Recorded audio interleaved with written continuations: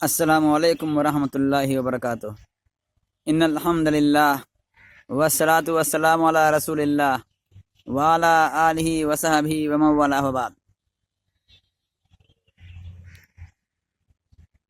آج کا سوال شرک اکبر کے سلسلے میں اس سبق کا آخری سوال ہے۔ وہ سوال یہ ہے، ہم لوگ پڑھتے ہیں کتاب میں بسم اللہ الرحمن الرحیم، کیا شرک کی موجودگی میں دوسرے نیک اعمال فائدہ بخش ثابت ہوں گے اور ان کا ثواب ہوگا؟ سوال بہت واضح ہے۔ ایک آدمی نمازی پڑھتا ہے، روزہ بھی رکھتا ہے، زکوٰۃ بھی دیتا ہے، حج بھی کیا ہے اس نے، تو کیا اگر ایسا شخص شرکیہ امور بھی انجام دیتا ہے، شرک بھی کرتا ہے، تو کیا نماز روزے کا فائدہ اس کو ملے گا؟ کیا اس کا کوئی فائدہ پہنچے گا، یا پھر اس کا فائدہ نہیں ملے گا؟ تو جواب ہے اس کا، شرک کے ساتھ دوسرے نیک اعمال بے فائدہ ہیں۔ یہ اتنا بڑا گناہ ہے، اتنا بڑا گناہ ہے، نازیم گناہ ہے کہ اگر انسان شرک کر رہا ہے تو دوسرے تمام نیک اعمال برباد ہیں، ان کا کوئی فائدہ نہیں، بے فائدہ کہوں گے وہ۔ اس لیے انسان کو ہمیشہ شرک سے ڈرتے رہنا چاہیے، کہیں ایسا نہ ہو کہ جانے انجانے میں، دھوکہ میں، جہالت میں، غلطی سے کوئی شرکیہ کام انجام پا جائے۔ تو شرک کے ساتھ دوسرے نیک اعمال بے فائدہ ہیں، ان کا کوئی فائدہ نہیں پہنچے گا۔ چنانچہ اللہ تعالیٰ کا فرمان ہے، کہتا فرمان الہی ہے، وَلَوْ أَشْرَكُوا لَحَبِطَ عَنْهُمْ مَا كَانُوا يَعْمَلُونَ۔ اگر وہ لوگ بھی شرک کرتے ہوتے تو جو کچھ وہ عمل کرتے تھے سب کے سب برباد ہو جاتے۔ تو اللہ تعالیٰ نے اس حال میں بیان کیا ہے کہ اگر انسان شرک کرے گا، خواہ کوئی بھی ہو، تو پھر کیا ہوگا؟ سارے کے سارے اعمال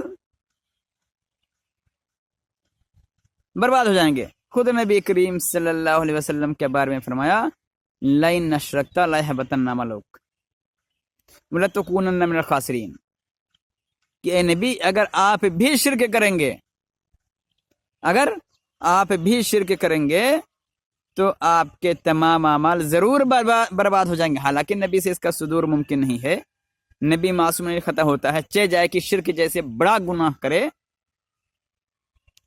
لیکن اللہ رب العالمین کہہ رہا ہے کہ اگر آپ بھی یہ کام یعنی شرک کر رہے ہوتے تو پھر وہ بھی برباد ہو جاتا، آپ کے اعمال بھی برباد ہو جاتے۔ لَئِنْ أَشْرَكْتَ لَيَحْبَطَنَّ عَمَلُكَ۔ تو صرف دوسروں کے لیے نہیں، آپ اندازہ کیجئے اس گناہ کی شناعت کا، قباحت کا، کہ نبی کے لیے بھی یہ معاف نہیں ہے۔ اگر نبی بھی بفرض محال سمجھیے، کیونکہ نبی شرک نہیں کر سکتا، کوئی بھی گناہ نہیں کرتا، نبی معصوم نہیں، خطا ہوتا ہے، نبی سے شرک کا گناہ ممکن نہیں ہے، لیکن بفرض محال اگر مان لیا جائے چند سیکنڈ کے لیے کہ اگر نبی سے بھی شرک کا صدور ہو جائے، شرک کر بیٹھے نبی، تو نبی اکرم صلی اللہ علیہ وسلم کے بارے میں بھی اللہ رب العالمین نے فرمایا کہ اگر آپ بھی کرو گے تو آپ کے بھی اعمال برباد ہو جائیں گے، اور وَلَا تَكُونَنَّ مِنَ الْخَاسِرِينَ، اور آپ کا شمار کس میں ہو جائے گا؟ گھاٹا اٹھانے والوں میں سے۔ تو وَلَوْ أَشْرَكُوا، اللہ تعالیٰ کہتا ہے اگر یہ لوگ بھی شرک کرتے ہوتے، لَحَبِطَ عَنْهُمْ مَا كَانُوا يَعْمَلُونَ، تو جو کچھ وہ عمل کرتے تھے سب کے سب برباد ہو جاتے۔ اسی طرح سے حدیث نبوی ہے، انا اغنى الشركاء عن الشرك، اللہ تعالیٰ کہتا ہے، حدیث قدسی اس کو کہا جاتا ہے، جس میں نبی کریم صلی اللہ علیہ وسلم اللہ رب العالمین کے واسطے سے بیان کرتے ہیں۔ تو نبی کریم صلی اللہ علیہ وسلم فرماتے ہیں کہ اللہ تعالیٰ نے فرمایا، انا اغنى الشركاء عن الشرك، اللہ تعالیٰ کیا فرماتے ہیں؟ شرک کے معاملہ میں مجھے دوسرے شرکا کی کوئی پرواہ نہیں، شرک کے معاملے میں مجھے دوسرے شرکا کی کون کون شریک ہے، کون کون نہیں ہے، اس کی کوئی پرواہ نہیں۔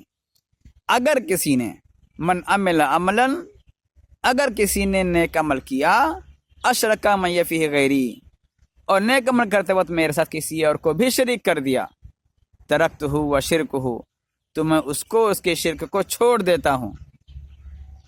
تو اللہ تعالیٰ کو اگر اس میں کسی بھی عمل میں شرک کی آمیزش ہو گئی، شرک آپ نے ملا دیا، تو اللہ تعالیٰ کو اس کی کوئی پرواہ نہیں۔ آپ نے کس کو شریک بنایا، کس کو شریک ٹھہرایا، کس کام میں شریک ٹھہرایا، کس کام میں شریک نہیں ٹھہرایا، اس کی کوئی پرواہ نہیں۔